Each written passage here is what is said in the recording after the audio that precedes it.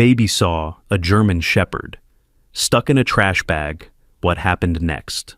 Left. Everyone in tears. What happened that rainy Monday morning would change 5 lives forever. Like, share, subscribe, and let us know in the comments where you're watching from. The rain hammered against the sidewalk as Tommy pressed his small face against the cold metal of the dumpster. His sister Emma stood 3 feet away, her umbrella tilted against the wind, checking her phone for the 5th time in 2 minutes. She didn't hear what Tommy heard. She didn't hear the sound that would shatter their ordinary morning into something extraordinary. "Emma," Tommy whispered, his voice barely cutting through the rain. "Something's crying." "We're going to be late," Emma said, not looking up from her screen. "Mom said straight to school, no stops." But Tommy's small hands were already gripping the edge of the dumpster, his sneakers slipping on the wet pavement as he tried to pull himself up. The whimpering came again, weaker this time, like something giving up, like something dying. "Help me," Tommy said, and something in his voice made Emma look up. Her little brother's face was pale, his eyes wide with that look he got sometimes since Dad died. That look that said the world was breaking and only he could see it. Emma pocketed her phone. "Tommy, what? Just help me look," he interrupted, and Emma found herself moving forward, found herself gripping his waist and lifting him higher. What Tommy saw inside that dumpster made him gasp so sharply that Emma nearly dropped him. Black industrial trash bags, the heavy kind they used at construction sites, piled high and soaking with rain. But one bag was moving, barely moving, and from inside came the weakest sound Tommy had ever heard. "There's something alive in there," Tommy said, his voice shaking. "Emma, there's something alive." Emma pulled him down, her heart racing. "We should call someone. Animal control or—" "No." Tommy's voice was firm in a way that surprised them both. "By the time they come, it'll be too late. Can't you hear it? It's giving up." Emma listened, and then she heard it too. The sound of something that had fought for too long and was ready to stop fighting. She looked at her little brother, at his determined face, at his small hands already reaching for the dumpster's edge again. "Okay," she said. "Okay, but be careful." Together, they managed to get Tommy high enough to lean into the dumpster. The smell hit him first, rotting food and wet cardboard and something else, something that made his stomach turn. But he reached for the moving bag, his small fingers finding the knot at the top. "It's tied with wire," he called down. Emma, I can't open it." The whimpering had stopped. Tommy's fingers worked frantically at the wire, the sharp edges cutting into his skin, but it wouldn't budge. Panic rose in his chest. This was how things died. This was how things ended. Alone in the dark, waiting for help that came too late. "The hardware store," Emma said suddenly. "Mr. Chen opens early. He'll have wire cutters." Tommy was already climbing down, already running. His feet splashed through puddles, his school backpack bouncing against his shoulders. Behind him, Emma shouted something about waiting, about being careful, but Tommy couldn't stop. The silence from that bag was louder than any scream. Mr. Chen was just flipping his sign to open when Tommy burst through the door, soaking wet and gasping. "Please," Tommy managed between breaths. "Wire cutters. Emergency. Please." Mr. Chen took one look at the boy's face and didn't ask questions. He grabbed heavy-duty wire cutters from behind the counter and followed Tommy back into the rain. Emma was standing guard by the dumpster, her umbrella abandoned, rain streaming down her face. "It stopped moving," she said quietly when they arrived. Mr. Chen climbed up with surprising agility for a man in his 60s. The wire cutters made quick work of the binding, and then the bag fell open. The German shepherd inside was more skeleton than dog, its ribs pressed against paper-thin skin. Its fur was matted with blood and dirt. A collar hung loose around its neck, too big now for the starved animal. And its eyes were closed. "Is it—" Emma couldn't finish the question. Mr. Chen carefully lifted the dog, his face grim. Still breathing. Barely. As he lowered the animal down, Tommy saw the collar clearly for the first time. No name tag, no address, just numbers etched into a metal plate. K9-7734. The dog's eyes fluttered open for just a moment, unfocused and wild with pain. It tried to growl, tried to show teeth, but the effort was too much. Its head fell back. Sing to him, Emma said suddenly. Tommy, sing Dad's song. Tommy didn't question it. He knelt beside the dog on the wet pavement and began to sing, his voice thin and shaky. It was the lullaby their father used to sing when they were scared, when thunder shook the house or nightmares crept too close. A simple melody about boats and stars and finding your way home. The dog's breathing changed, slowed, deepened. One eye opened again, focusing on Tommy's face. That's it, Tommy whispered between verses. You're safe now. You're safe. Mr. Chen was already on his phone. Dr. Martinez? Yes, emergency. We need you to open your clinic now. A pause. Yes, I'll pay the emergency fee. Just be ready. They wrapped the dog in Emma's rain jacket, the bright pink fabric a strange contrast to the animal's dark fur. Mr. Chen carried it to his van while Emma held the umbrella over them. Tommy never stopped singing, not even when they loaded the dog into the vehicle, not even when Mr. Chen drove faster than the speed limit through empty morning streets. Dr. Martinez was waiting at the clinic door, her expression shifting from annoyance to alarm when she saw what Mr. Chen carried. Jesus, she breathed. What happened to this animal? Found him in a dumpster, Emma said. In a trash bag, tied with wire. Dr. Martinez's face darkened. Bring him back. Quickly. The examination room smelled like disinfectant and fear. The dog lay still on the metal table, breathing shallow, while Dr. Martinez worked. Her hands moved with practiced efficiency, checking vitals, examining wounds. Severe malnutrition, she muttered. Dehydration. These scars. She paused, looking closer. These aren't from abuse. These are surgical, precise. What does that mean? Tommy asked. I'm not sure. Dr. Martinez shaved a small patch of fur near the dog's shoulder. I need to check for a microchip. Maybe we can find the owner. The scanner beeped. Dr. Martinez frowned, scanned again. The beep was different this time, almost like an error sound. That's odd, she said. There's definitely a chip, but my scanner can't read it. It's encrypted or military grade? Military? Mr. Chen stepped forward. You mean this is a military dog? Maybe. The collar number's K9-7734. That could be a service number. Dr. Martinez continued her examination. But why would someone try to kill a military dog? And why like this? The dog's eyes opened again. This time they stayed open, fixed on Tommy with an intensity that made everyone else fade away. Tommy reached out slowly, carefully, and touched the dog's head. The animal didn't flinch. Instead, it pressed slightly into his touch, as if remembering something about gentleness, about trust. Can you save him? Tommy asked. Dr. Martinez sighed. I can try, but Tommy, even if he survives, a dog this traumatized, especially one with possible military training, he might be dangerous. He might never be able to live a normal life. He will, Tommy said with such certainty that the adults exchanged glances. He just needs someone to believe in him. The clinic door chimed. Everyone turned to see a woman rushing in, her scrub still damp from the rain.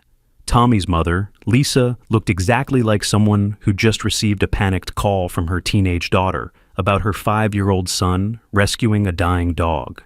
Tommy, Emma, what? She stopped, seeing the animal on the table. Oh my God. Mom, we had to help him, Tommy said.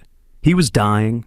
Lisa's face cycled through several emotions before landing on exhausted resignation. Of course you did. She looked at Dr. Martinez. How bad? Touch and go. He needs intravenous fluids, antibiotics, careful refeeding. It'll be expensive. We'll figure it out, Lisa said, surprising everyone, including herself. But the dog can't come home with us. We live in a small apartment. I work double shifts. We can't. Mom, Tommy's voice was small. Please, Tommy, honey, I know you want to help, but the dog lifted its head. It was a monumental effort, every muscle straining, but it managed to turn toward Lisa. Their eyes met, and in that moment, Lisa saw something that made her words die in her throat. Intelligence, pain, and underneath it all, a desperate hope that maybe, just maybe, this wasn't the end. 1 week, Lisa heard herself say. We'll foster him for 1 week while we find him a proper home. Tommy's face lit up like Christmas morning. Really? 1 week, Lisa repeated, though she was already wondering what she'd gotten them into. Dr. Martinez began hooking up IV lines. He'll need to stay here for at least 48 hours. I want to monitor him, make sure he's stable. What should we call him? Emma asked. We can't just call him K9-7734. Tommy looked at the dog, at its alert eyes that seemed to track every movement in the room despite its weakness. Scout, he said. His name is Scout. The dog's ear twitched, just once, as if recognizing something in the sound. Scout it is, Doctor, Martinez said. Now, everyone out. He needs rest, and I need to work. As they filed out of the examination room, Tommy looked back one more time. Scout was watching him, those intelligent eyes following his movement to the door. I'll come back, Tommy whispered. I promise. Scout's tail moved, just barely, just once, but it moved. Outside, the rain had stopped. Weak sunlight broke through the clouds, painting everything gold and silver. Mr. Chen headed back to his store, waving off Lisa's attempts to pay him for his help. Emma checked her phone and groaned at the number of missed calls from school. We're so late, she said. Worth it, Tommy replied, and Emma couldn't argue. Lisa walked them to school, her mind racing. She'd just agreed to take in a traumatized, possibly military-trained German shepherd. Their apartment was barely big enough for the three of them. She worked 12-hour shifts at the hospital. And Tommy. Tommy had that look again, that determined, fragile look he'd had since the funeral. The look that said he'd found something worth fighting for. Mom, Tommy said as they reached the school gates, do you think Dad would have helped Scout? Lisa's throat tightened. Yes, baby. Dad would have been the first one in that dumpster. Tommy nodded, satisfied. That's what I thought. As Lisa watched her children disappear into the school building, she pulled out her phone. She had 3 hours before her shift started, 3 hours to figure out how to prepare their tiny apartment for a dog that might not even survive the night. Her phone buzzed, a text from an unknown number. Stop looking into the dog. Lisa stared at the message. Then another came through. For your family's safety. Her blood turned cold. She looked around the empty street, suddenly aware of every shadow, every parked car. Who knew about Scout? Just them, mister. Chen, Dr. Martinez. She deleted the messages and hurried home. That maternal instinct that had kept her children safe since their father's death, now screaming that something was very, very wrong. 2 days passed in a blur of hospital shifts and worried phone calls to Dr. Martinez. Scout was improving, slowly but steadily. The IV fluids had worked. Their magic. He was eating small amounts. He was standing. He was watching everything with those intelligent eyes that seemed to understand far more than any normal dog should. Tommy visited every day after school, sitting by Scout's cage and reading to him from his library books. Scout would lie there, eyes half closed, listening to stories about pirates and dragons and boys who saved the world. Emma came too, though she pretended it was just to keep Tommy company. But Dr. Martinez noticed how she always brought an extra sandwich from lunch, how she'd tear off small pieces and feed them to Scout when she thought no one was looking. On the second evening, Lisa arrived to pick up Tommy and found her son teaching Scout hand signals. Watch, Mom, Tommy said excitedly. He held up his hand, palm flat. Scout, still weak but alert, sat. That's amazing, honey, but... Tommy made a different gesture, pointing down. Scout lay down immediately, his movements careful but precise. He already knows them, Tommy explained. I'm not teaching him. I'm just figuring out what he knows. Dr. Martinez appeared in the doorway. Can I talk to you for a moment, Lisa? They stepped into the hallway, leaving Tommy with Scout. I've been doing some research, Doctor, Martinez said quietly. That collar number, the encrypted chip, the surgical scars. I think Scout was part of something classified, really classified. What do you mean?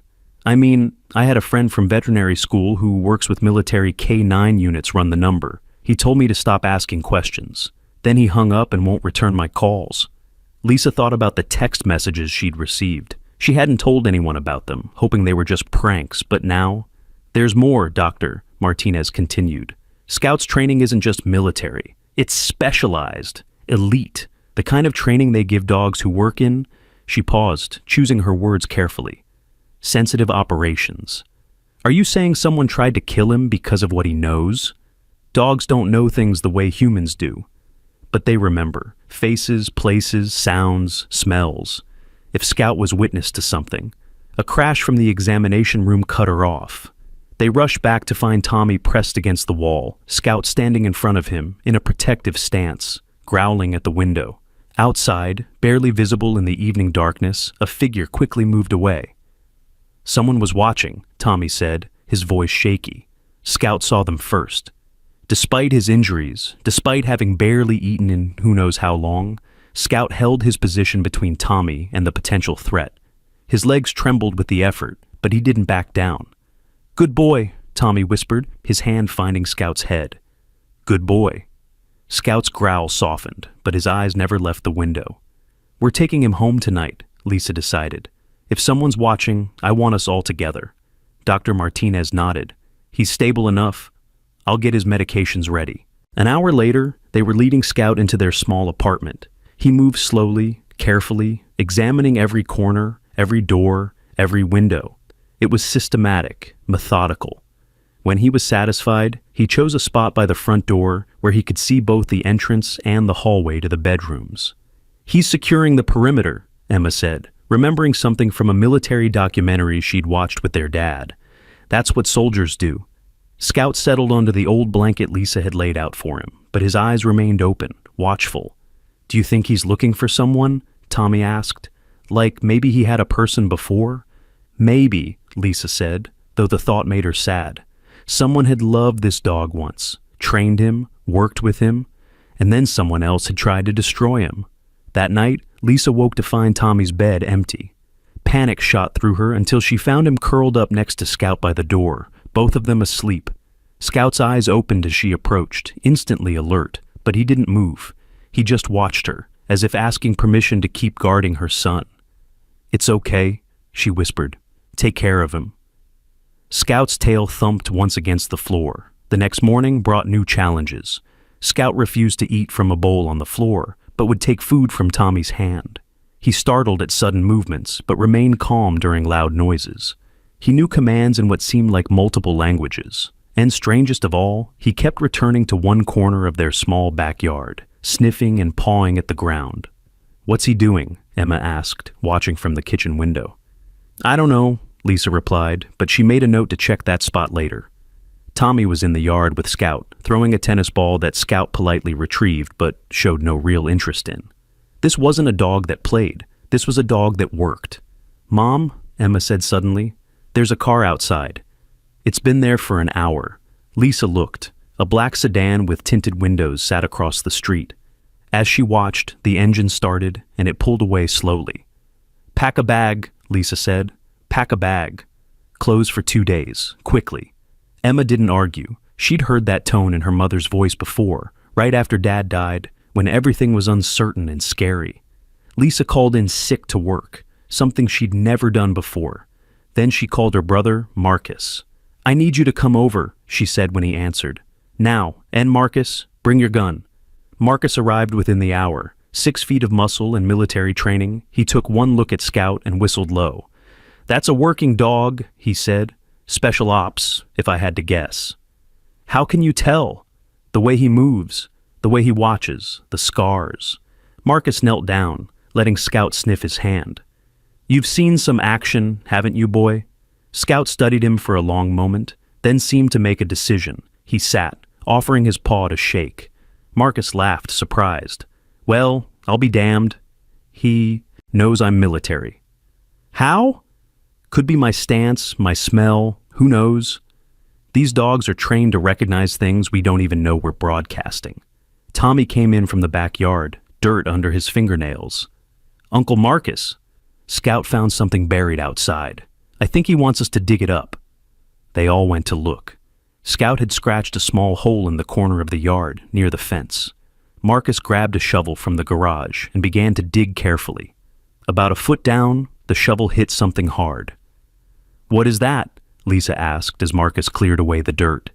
It was a metal box, like a small safe, with a digital lock. Scout sat next to it, alert and focused, as if he'd been waiting for this moment. "This doesn't belong to us," Lisa said. "We've only lived here 2 years." Marcus examined the lock. "Military issue. high-end encryption. He looked at Scout. "This yours, boy?" Scout barked once, sharp and clear. "Can you open it?" Tommy asked. "Not without the code." Marcus stood, frowning. "But whoever buried this here did it for a reason, and I'm betting our friend here knows what that reason is." Lisa's phone rang. Dr. Martinez. "Lisa, you need to know something. A man came by the clinic asking about Scout, said he was the owner. But Lisa, something was off. He knew about the chip, knew the collar number, but when I asked him the dog's name, he didn't know." "What did you tell him?" "Nothing. I said the dog died, but I don't think he believed me. Lisa, be careful." Lisa hung up and looked at her family. Tommy was sitting next to Scout, his small hand resting on the dog's back. Emma was taking pictures of the metal box with her phone. Marcus was checking the windows, his hand unconsciously moving to the concealed weapon at his hip. "We need to leave," Lisa said. "Now." They packed quickly, efficiently. Scout seemed to understand, positioning himself by the door, ready to move. As they loaded the car, Lisa noticed the black sedan had returned, parked at the end of the street. "Don't look," Marcus said quietly. "Just get in the car." Normal speed. They drove in Marcus's SUV, Lisa's car left behind as a decoy. Scout sat in the back between Tommy and Emma, his body tense but controlled. The metal box was in the trunk, wrapped in an old blanket. "Where are we going?" Emma asked.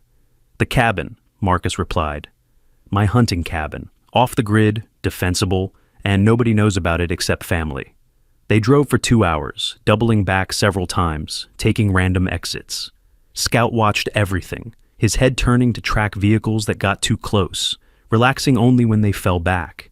The cabin was deep in the woods, accessible only by a dirt road that Marcus had to unlock with a chain across its entrance. It was small but solid, with a clear view of the approach and multiple exit routes if needed. "Why does this feel like we're in a movie?" Emma asked, trying to lighten the mood. "Because someone made it that way," Marcus replied grimly. "Someone's playing a game, and they've made us part of it." That night, as they sat around the small fireplace, Scout suddenly stood. His ears pricked forward, his body rigid. A low growl rumbled in his chest. "Someone's coming," Marcus said, reading the dog's body language. "Tommy, Emma, back room, now." But before anyone could move, Scout did something unexpected.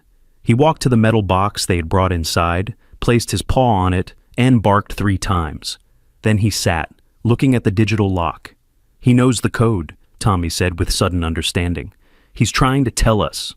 Marcus knelt by the box. "Okay, boy. Show me." Scout barked once, pause, 3 times, pause, 4 times, pause, 7 times. 1,347? Marcus tried. The lock beeped but didn't open. Scout repeated the sequence, but this time he scraped his paw on the ground 7 times, then 7 times again, then 3 times, then 4 times. 7734, Emma said. "That's his collar number." Marcus entered it. The lock clicked open. Inside was a flash drive, a set of dog tags, and a photograph. The photo showed Scout, younger and stronger, sitting next to a man in military uniform. The man's face was kind but serious, his hand resting on Scout's head. On the back was written, "Sergeant James Riley and K9 Scout, brothers in arms." "Scout," Tommy said softly. "Your name really is Scout." The dog's tail wagged just once. Marcus plugged the flash drive into his laptop.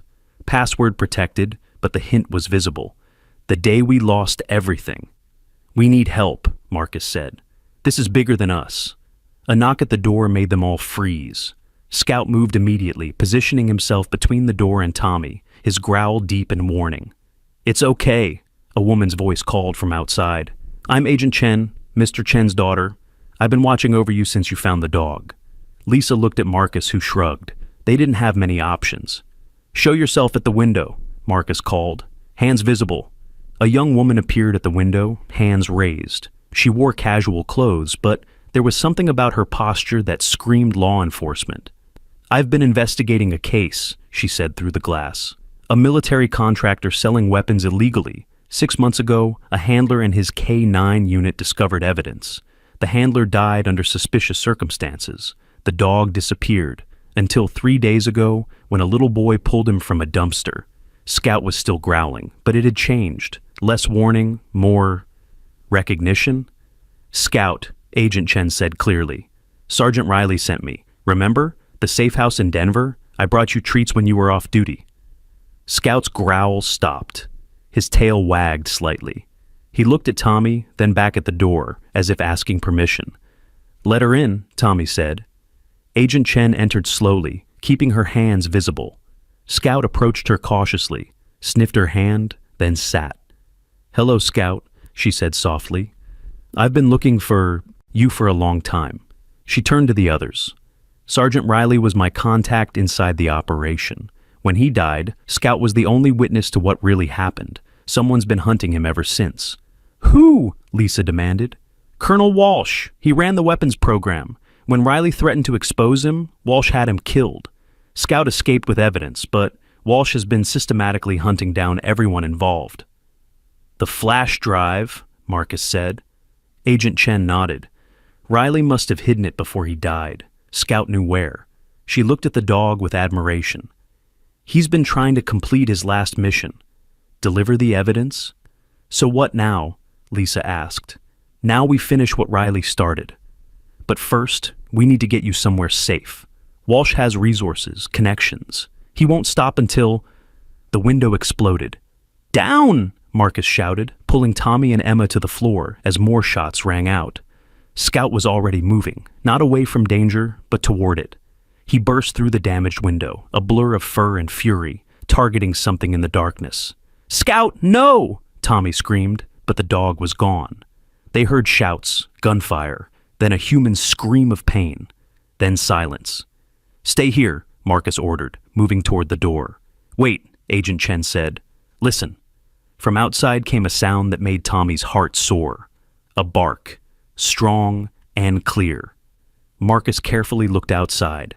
He's got someone down, disarmed, the dog's holding him. They ventured out to find Scout standing over a man in tactical gear, the man's weapon several feet away. Scout's teeth were bared, inches from the man's throat, but he hadn't bitten. He was holding, just as he'd been trained. "Good boy," Agent Chen said. "Scout, release." Scout backed away but remained alert, ready to re-engage if needed.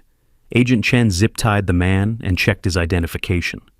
"One of Walsh's mercenaries." She looked at the family. "We need to move.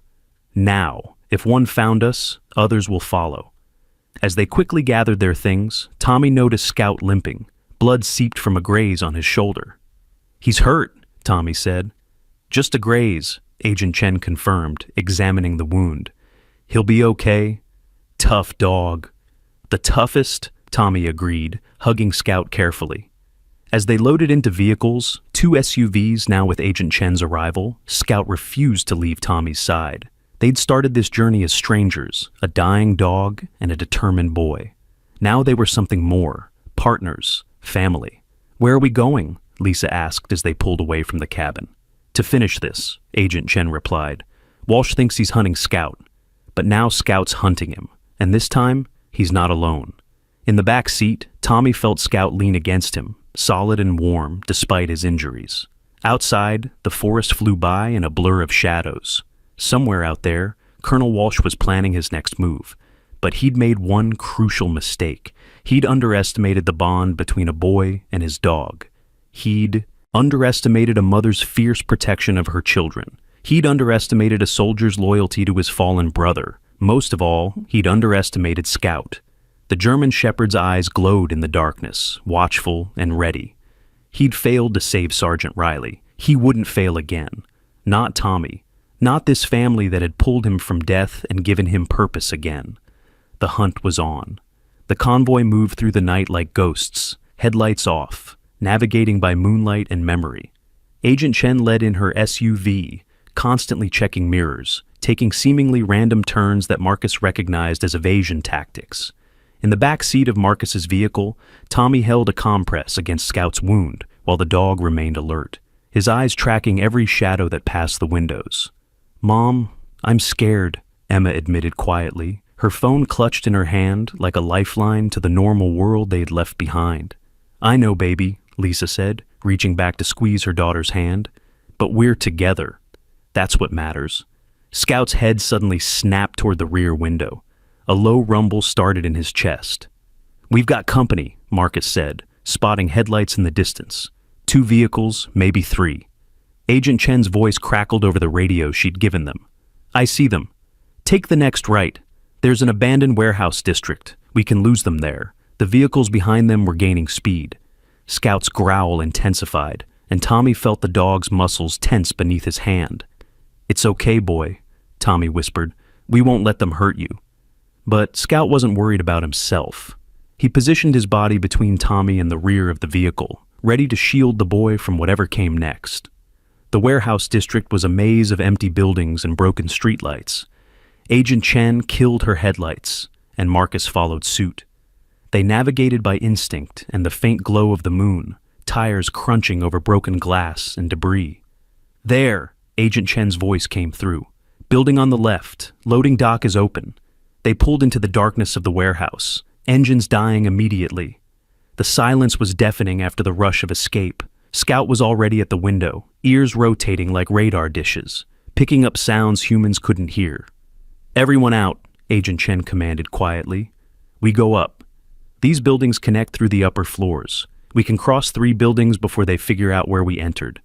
They moved as a unit, Scout taking point despite his injury, his training overriding his pain.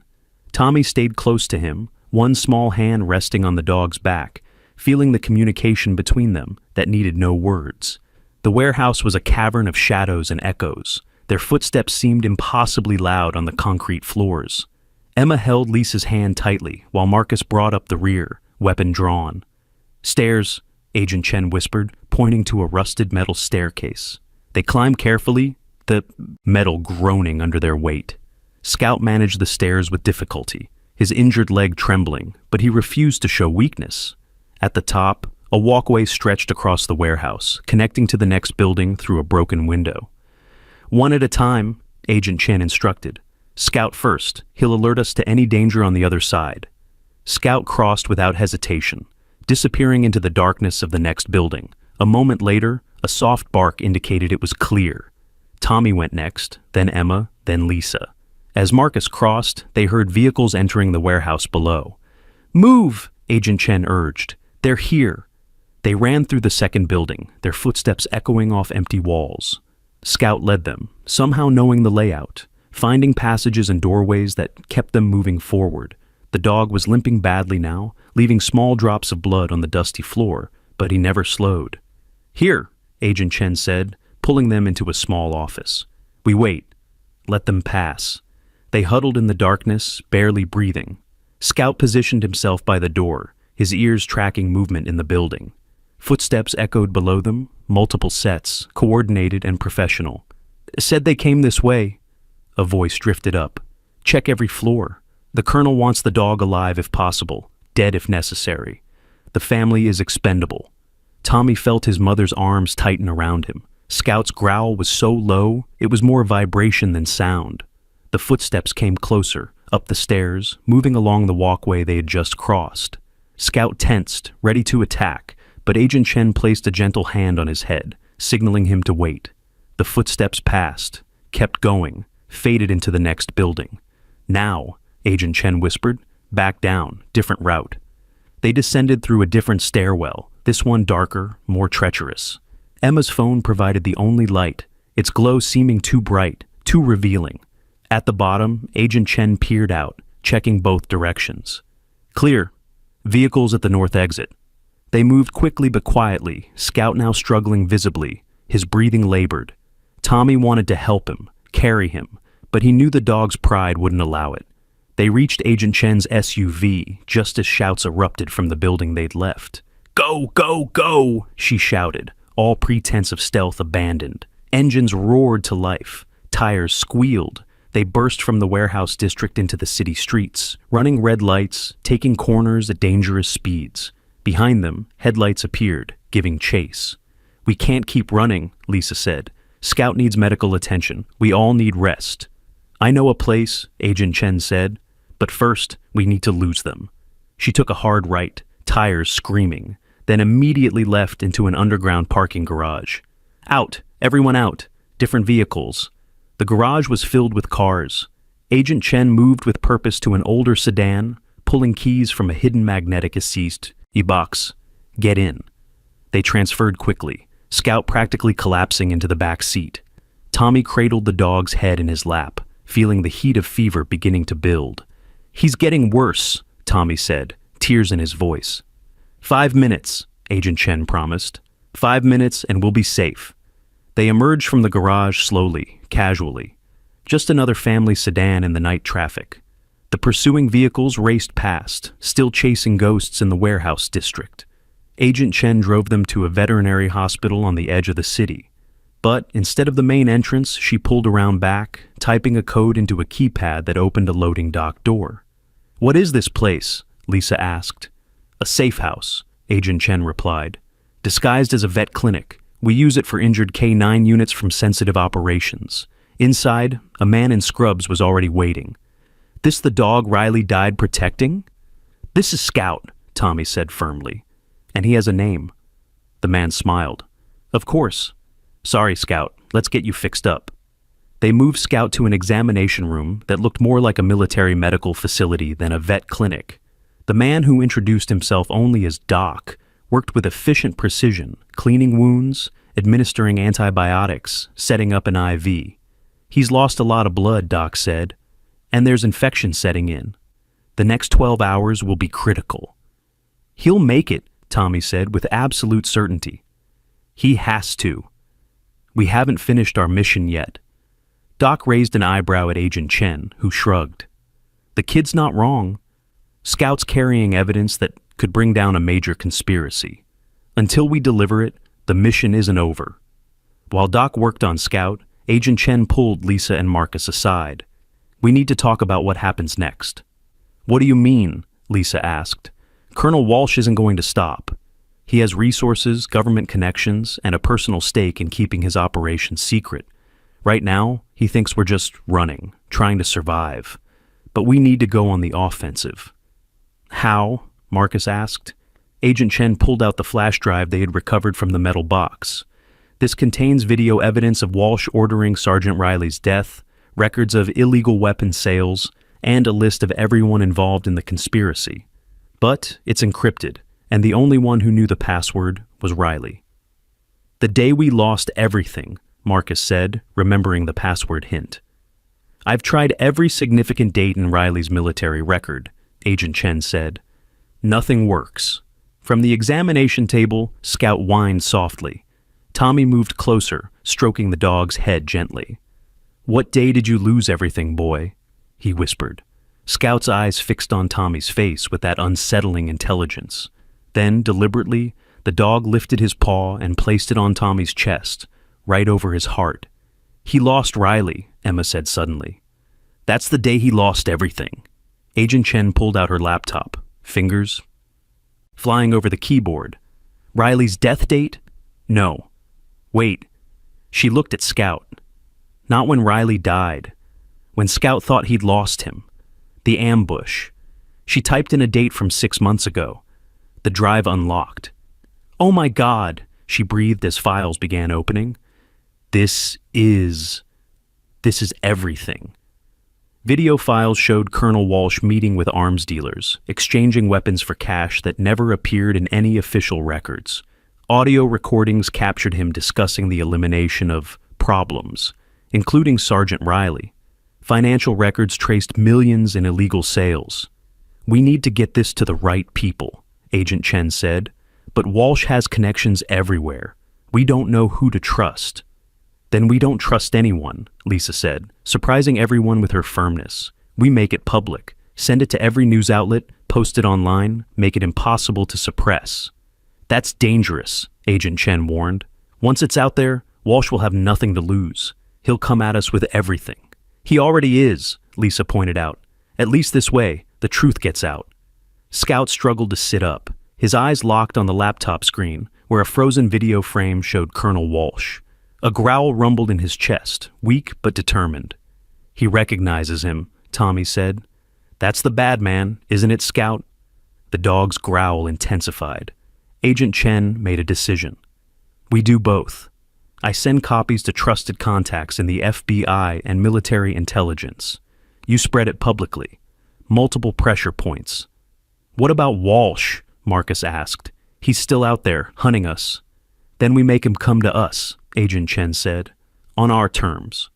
Over the next several hours, they worked with focused intensity. Emma, surprisingly tech-savvy, helped create anonymous accounts to upload the evidence. Marcus reached out to military contacts he trusted, sending encrypted copies of key files. Lisa called a journalist friend from her husband's old newspaper, arranging a secure transfer of information. All the while, Scout lay on the examination table, fighting his own battle against infection and exhaustion.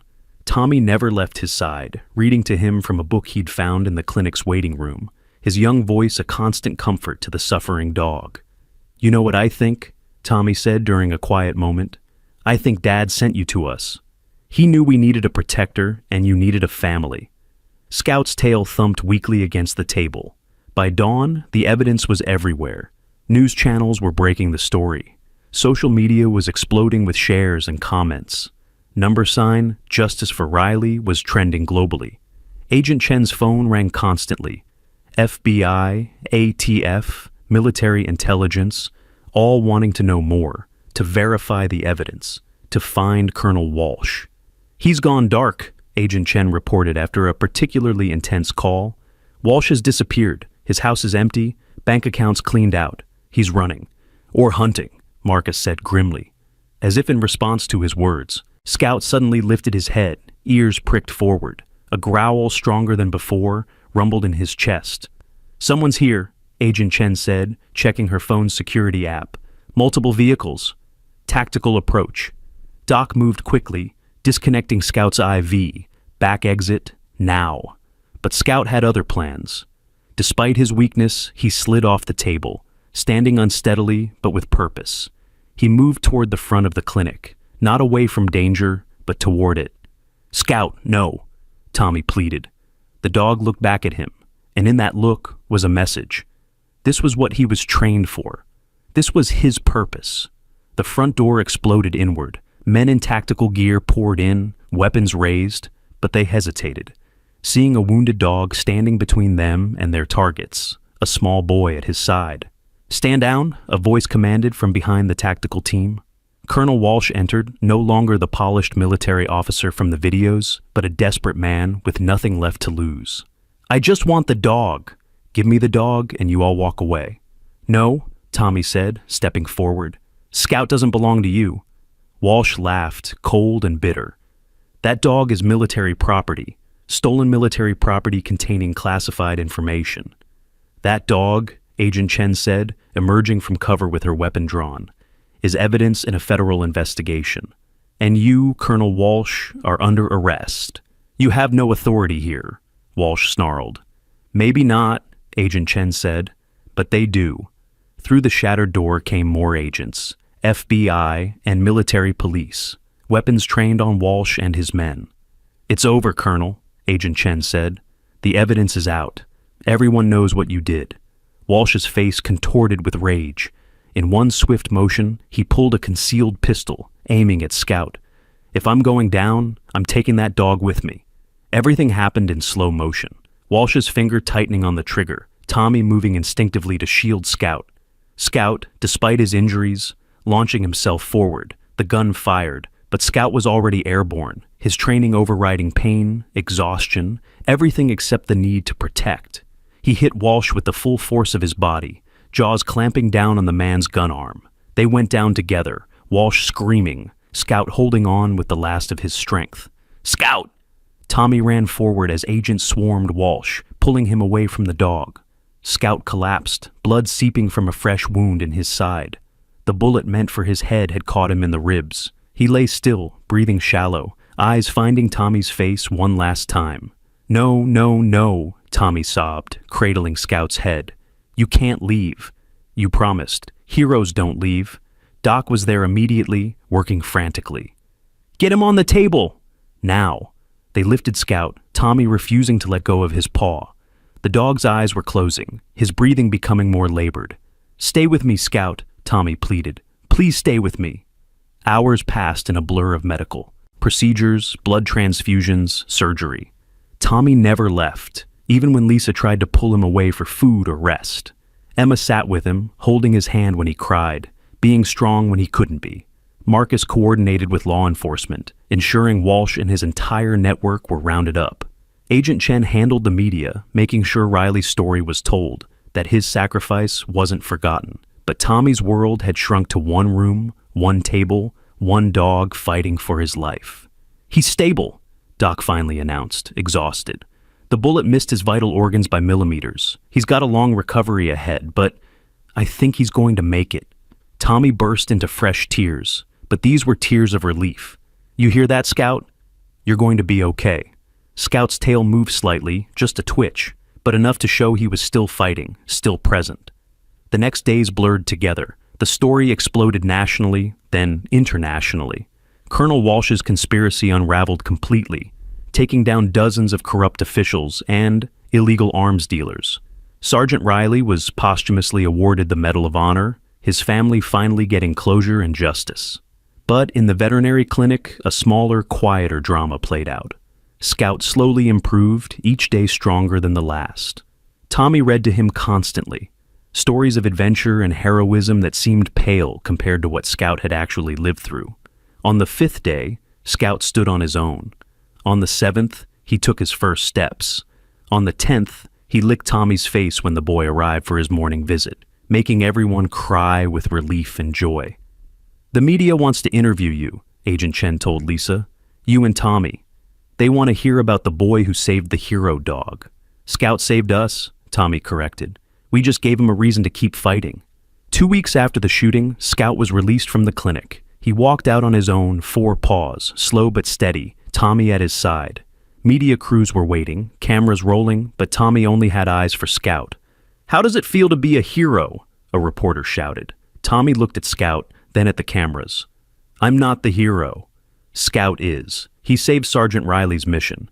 He brought justice for his friend. He protected my family. Heroes aren't the ones who aren't scared. Heroes are the ones who do what's right even when they're scared." Scout barked once, as if in agreement. The drive home was quiet. Scout sat in the back seat between Tommy and Emma, his head resting on Tommy's lap.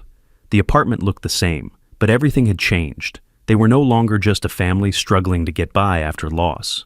They were Scout's family, and he was theirs. "We need a bigger place," Lisa said, looking at their small living room. "Scout needs a yard." "About that," Marcus said, pulling out his phone. "Remember that reward money for information leading to Walsh's arrest?" Lisa's eyes widened. "Marcus, no, that's yours." "It's ours," Marcus corrected. "Family takes care of family. And Scout's family now." Tommy wasn't listening. He was setting up Scout's bed in the corner of his room, arranging it just right so Scout could see both the door and the window. The dog watched with those intelligent eyes, understanding that this was home now. Real home, forever home.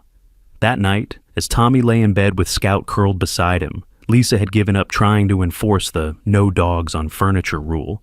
He whispered, "I knew you'd stay. Dad sent you to us, and angels don't leave their missions unfinished." Scout's response was a gentle lick on Tommy's hand and a contented sigh as he settled deeper into the blankets. But the story wasn't quite over.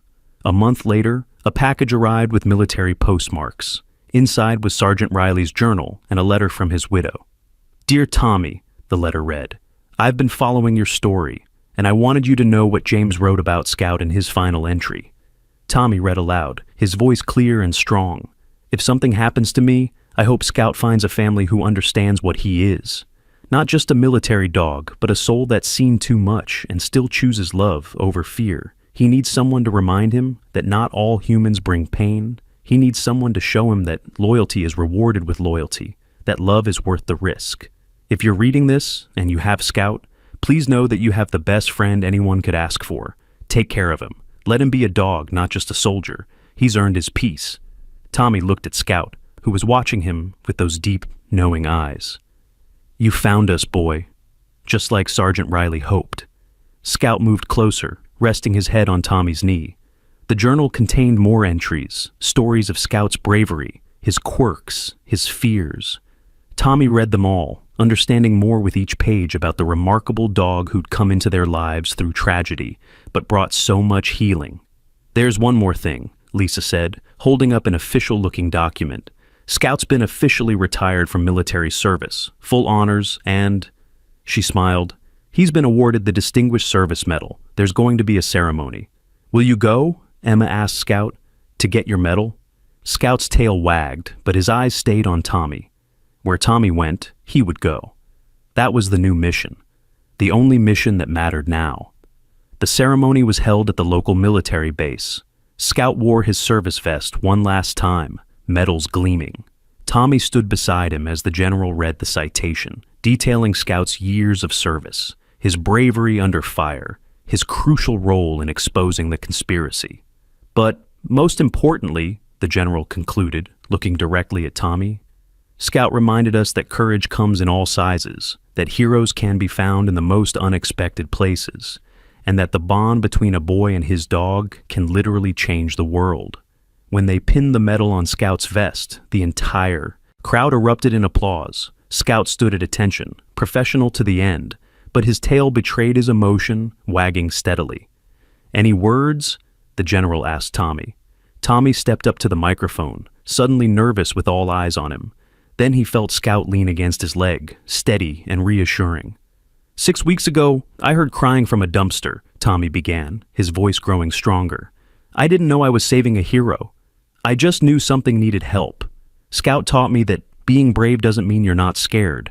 It means you do what's right anyway. He taught me that family isn't just who you're born to, but who you choose to protect. And he taught me that sometimes the smallest act of kindness can uncover the biggest truths."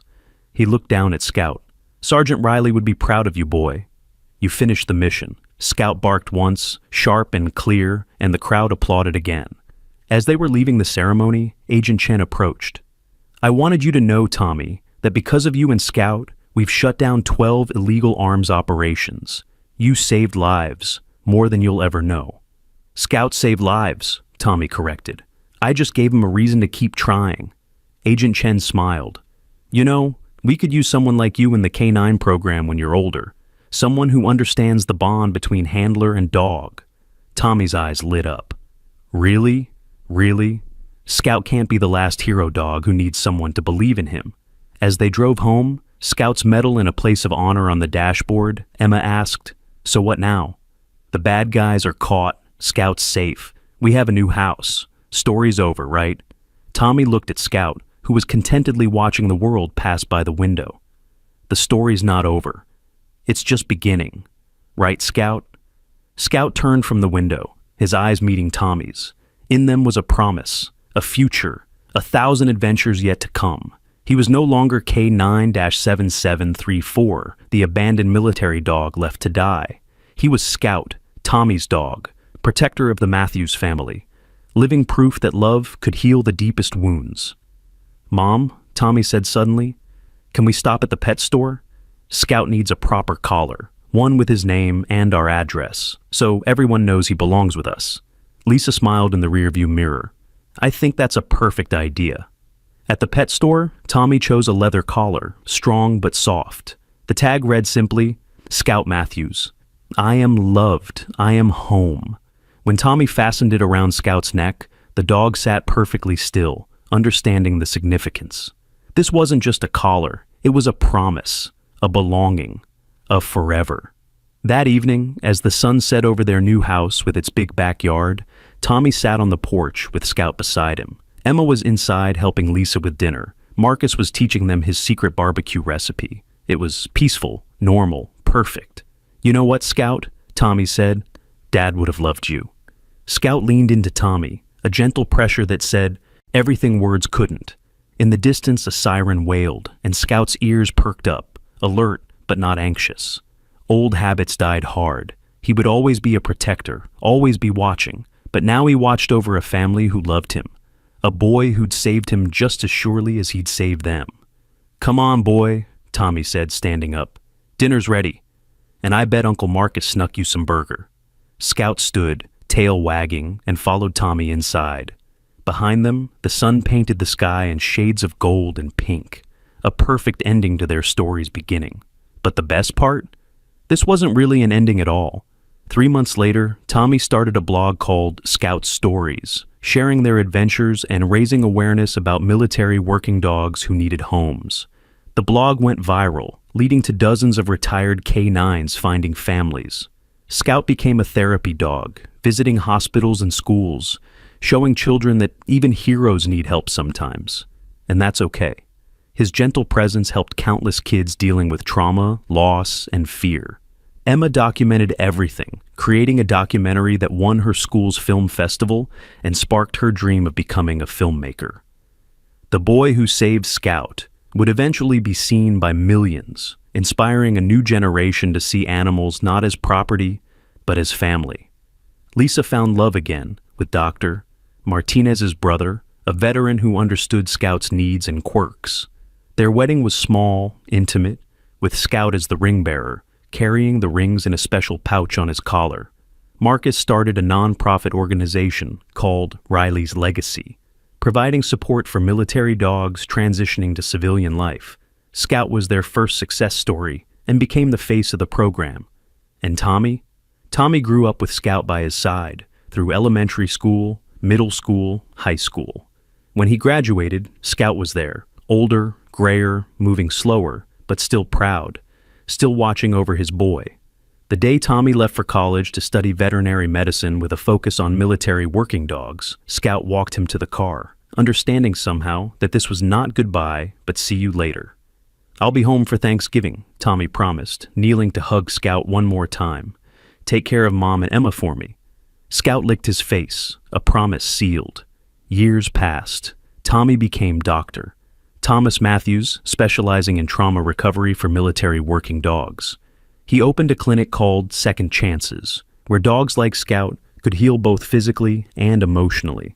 Scout lived to the remarkable age of 15, far longer than most German shepherds, as if he'd refused to leave until he was sure his family was okay. On his last day, he was surrounded by love. Tommy, now 20, held him as he peacefully slipped away, whispering stories of their adventures, promising they'd meet again someday. The entire city mourned. Flags flew at half-mast. The news covered his passing with the respect given to a true hero. But Tommy didn't mourn. He celebrated. Scout had lived not one life, but two, the soldier and the family dog, and he'd excelled at both. At Scout's memorial, attended by hundreds, Tommy spoke. "Scout taught us that heroes aren't born, they're forged in moments of choice. The choice to help when it's easier to walk away. The choice to protect when you're the one who's hurt. The choice to love when you've been given every reason not to." He wasn't just a military dog or a family pet. He was proof that redemption is possible, that second chances matter, that the smallest acts of kindness can change the world. He paused, looking at the statue they had erected in Scout's honor at the city park. "Every dog I save, every child who finds hope in an animal's love, every soldier who comes home to a wagging tail, that's Scout's legacy. That's Sergeant Riley's mission," continued. "That's my dad, watching over us through the angel he sent in the form of a German shepherd named Scout." The crowd was silent, many wiping away tears. "So, if you see someone or something that needs help," Tommy concluded, "don't walk away. You might be saving a hero. You might be starting a story that changes everything. You might be the miracle someone's praying for." As he stepped down from the podium, a small voice called out, "Dr. Matthews?" A little girl, no more than 5, stood with her mother. "We found a dog. He's hurt. Can you help?" Tommy knelt down to her level, seeing himself all those years ago. "Of course we can help. That's what we do. We save heroes." As he followed the girl to their car, Tommy felt a presence beside him, warm and familiar. He couldn't see Scout, but he felt him, approving, proud, urging him forward to the next rescue, the next story, the next miracle. Because that's what Scout had taught him. Miracles don't just happen. They're created by ordinary people doing extraordinary things, by children who refuse to give up, by dogs who love beyond reason, by families who open their hearts to the broken and help them heal. The little girl's dog turned out to be another German shepherd, young, scared, injured, but with that same intelligent look Scout had had.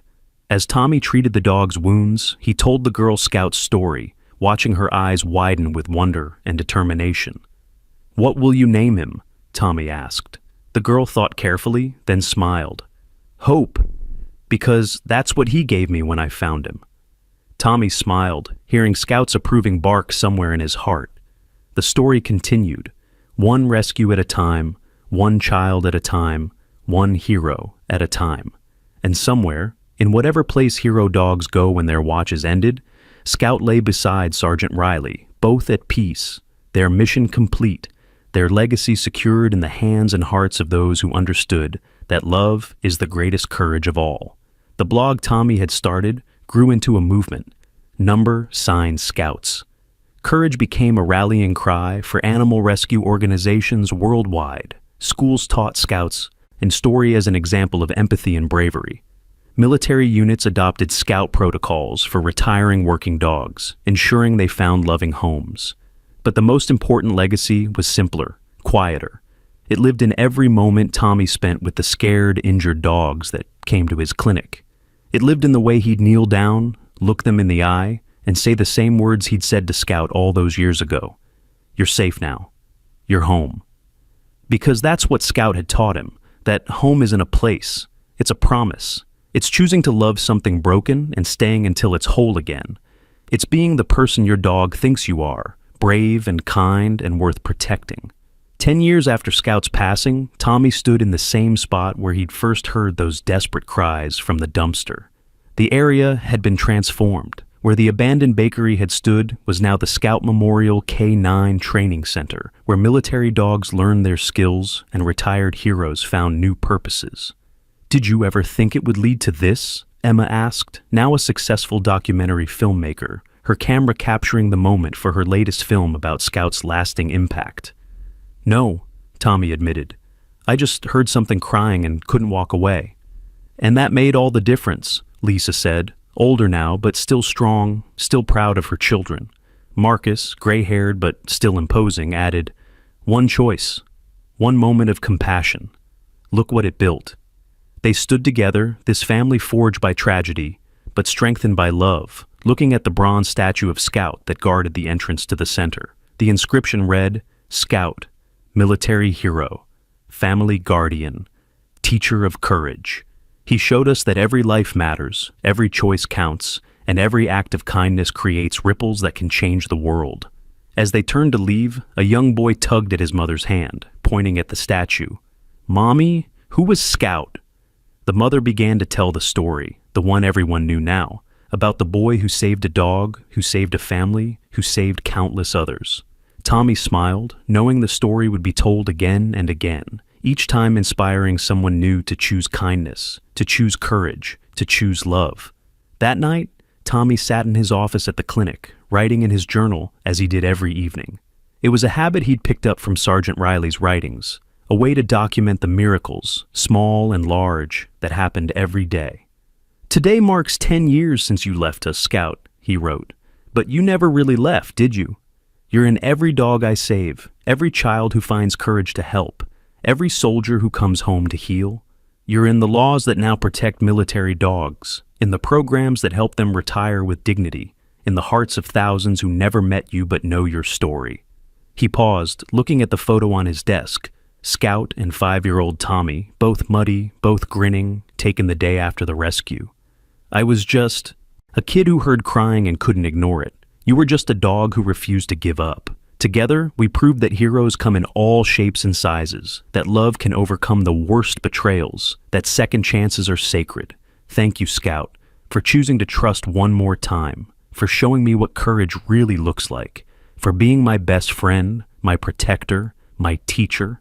He signed the entry and closed the journal, then walked through the clinic to check on the current patients. 7 dogs, all recovering from various traumas, all getting their second chances.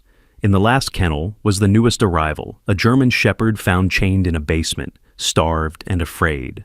Tommy opened the kennel and sat on the floor. The dog cowered in the corner, trembling. Tommy didn't move, didn't reach out, just sat and talked softly, the way he'd learned from Scout. "I know you're scared. I know humans have given you every reason not to trust, but I promise you, it gets better. I had a friend once who was hurt like you. Someone tried to throw him away like garbage, but he became a hero. He saved lives. He found a family who loved him. And he taught me that broken doesn't mean worthless. Scared doesn't mean weak. Sometimes the bravest thing you can do is choose to trust one more time. The dog's ears perked slightly. Its trembling slowed. Take your time, Tommy continued. I'll be here when you're ready. That's what family does. We wait. We stay. We love you through the fear until you remember what it feels like to be safe. An hour later, the dog crept forward, just close enough to sniff Tommy's outstretched hand. It was a beginning. Another story starting. Another miracle in progress. As Tommy finally headed home, he felt that familiar presence beside him.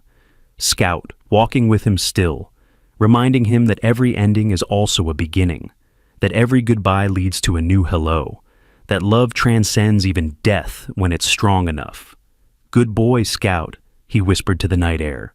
Good boy.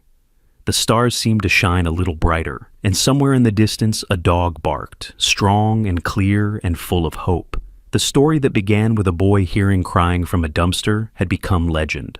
But more than legend, it had become truth. The kind of truth that changes hearts, saves lives, and reminds us all that we have the power to be someone's hero. We just have to choose not to walk away. We just have to listen for the crying. We just have to remember, Scout. If this story touched your heart, if Scout's courage inspired you, if Tommy's compassion moved you, please like, share, and subscribe. Tell us in the comments where you're watching from, and share your own stories of rescue and redemption. Remember, every view, every share, helps spread Scout's message that every life matters, that kindness can change the world, and that heroes are all around us, sometimes waiting in the most unexpected places. Subscribe now to hear more incredible, true stories of courage, love, and the unbreakable bonds between humans and animals. Together, we can create more miracles, one rescue at a time.